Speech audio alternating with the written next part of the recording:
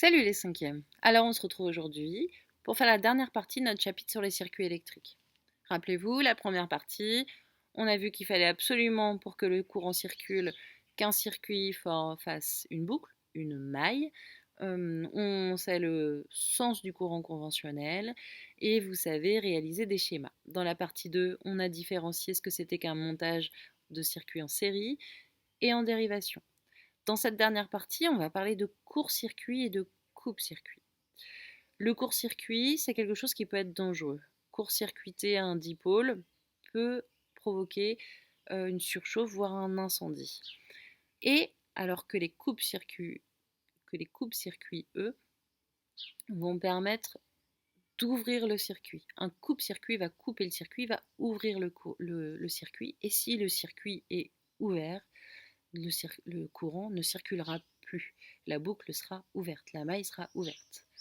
Donc ce sont des petits éléments dans un circuit électrique qui vont protéger ces circuits électriques, qui vont permettre d'ouvrir un circuit électrique s'il y a une surchauffe ou s'il y a une surintensité.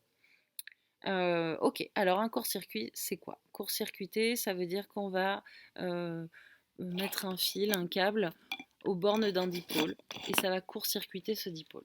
Si je reprends un petit schéma ici, donc j'ai mon dipôle-générateur ici, ma pile, et puis j'ai deux lampes. Le fait de mettre un fil aux deux bornes de cette lampe-là va faire que je vais court-circuiter ma lampe. Qu'est-ce qui va se passer si je court-circuite une lampe? Eh bien, le courant il va arriver ici et il ne va pas passer dans les deux branches. Le courant électrique, c'est un feignant. Et donc, il va choisir de passer par l'endroit où il n'a pas de récepteur à traverser. Donc, au lieu de passer dans les deux branches, il va passer simplement par le fil où il n'y a rien, où il n'y a aucun dipôle. Et donc, ma lampe ne va pas s'allumer, puisque tout le courant va passer par là. Il va passer par la deuxième lampe, et ainsi de suite. Et je vais avoir donc une seule boucle. Démonstration. Ici, je repars avec mes petits boîtiers. J'ai mes deux lampes, j'ai mon dipôle générateur, mon interrupteur, et je suis branchée en série. Mes deux lampes s'illuminent, alors pas très fort, mais elles sont illuminées. Cette fois-ci, on a dit, je court-circuite une des deux lampes. Je vais court-circuiter celle-là. Je prends donc un câble et je vais court-circuiter la lampe en branchant ce câble aux bornes de ma lampe. Et là, si je relance, si je referme ma boucle, qu'est-ce qu'on voit? On voit bien que la lampe que j'ai court-circuitée n'est pas allumée et la deuxième brille. Le courant électrique passe donc bien juste par ce câble-là. Alors vous allez me dire, ça semble pas dangereux. Vous avez raison, là, ça n'est pas dangereux. Par contre, si je court-circuite, à force de court-circuiter, ou peut-être on peut se retrouver dans une situation où on court-circuite et on se retrouve dans cette situation-là. Cette situation-là, elle est que j'ai mon générateur ici, j'ai ma lampe ici, et je court-circuite cette lampe. Ce qui fait que je me retrouve avec un générateur qui est tout seul dans une maille sans aucun dipôle récepteur. Et s'il se retrouve tout seul dans une boucle, là, il va y avoir une surchauffe, voire un incendie. Démonstration. Je reprends mes petits boîtiers. Alors, je vais refaire le schéma, je vais refaire le montage comme le schéma, c'est-à-dire qu'on n'avait plus que... Pardon. On n'avait plus qu'une lampe et le dipôle générateur et l'interrupteur. Je vais insérer ça. C'est quoi ça? C'est... Hop, je vous montre ce que c'est. C'est de la limaille de fer. Et on a vu dans le chapitre précédent que le fer est conducteur. Tous les métaux sont conducteurs. Alors allons-y. Pour l'instant, je court-circuite rien. Je vous montre simplement... Hop. Là, normalement, vous le voyez bien. Hop. J'allume mon courant, mon ampoule brille, ma limaille de fer ne change pas, tout va bien. J'ouvre mon circuit et je vais aller court-circuiter mon ampoule. Je court-circuite cette ampoule, ce qui fait que dans ma boucle, je me retrouve seulement avec le générateur et le courant qui tourne tout seul avec le générateur. Regardez, la surchauffe, vous allez le voir dans la limaille de fer. Ma limaille de fer s'est mise à brûler.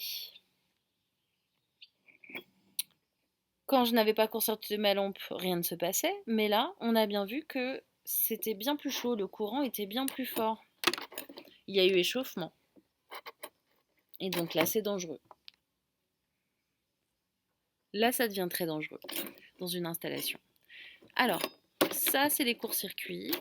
Les surintensités peuvent aussi être provoquées. La surintensité est aussi un danger. C'est quand vous branchez trop de choses sur une prise électrique, trop de choses sur une multiprise. Il y a une certaine limite où au bout d'un moment, la multiprise n'est pas faite pour alimenter des choses très très fortes. Et il peut y avoir aussi une surchauffe et un incendie. Pour protéger les installations électriques des maisons et pour protéger vos appareils électriques, il existe des coupe-circuits. Je vous ai dit, ils permettent d'ouvrir le circuit. Souvenez-vous, quand je vous ai montré un compteur électrique, on ouvrait, il y avait des disjoncteurs, il y avait l'alimentation principale, 0 et 1, et puis des petits disjoncteurs où il y avait branché l'éclairage, les prises d'une pièce, le frigo, le four. Donc si jamais il y a une surintensité, une surchauffe, les disjoncteurs vont sauter tout seuls. Ils vont comprendre qu'il y a une surchauffe, ils vont sauter.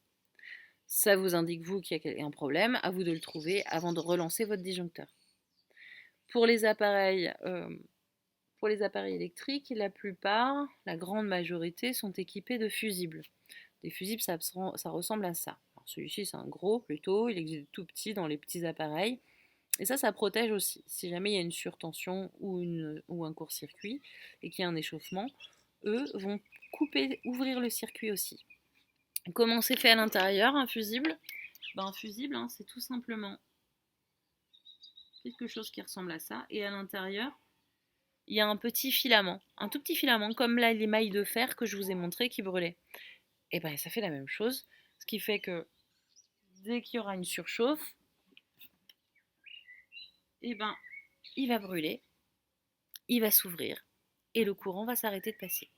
Il suffira du coup d'ouvrir votre appareil et de remplacer le fusible. Et puis votre appareil pourra remarcher de nouveau sans avoir été endommagé. Sans ce fusible-là, votre appareil grillerait. Voilà, ce sont les courts-circuits et les coupe-circuits. Vous avez donc le petit symbole normalisé aussi du fusible à rajouter dans votre panoplie de symboles normalisés. C'est tout pour moi, vous notez votre cours, vous avez quelques exercices d'application à faire et on se retrouve la prochaine fois pour le petit contrôle à me rendre pour la fin de chapitre. Voilà, bonne journée à vous, au revoir les cinquièmes.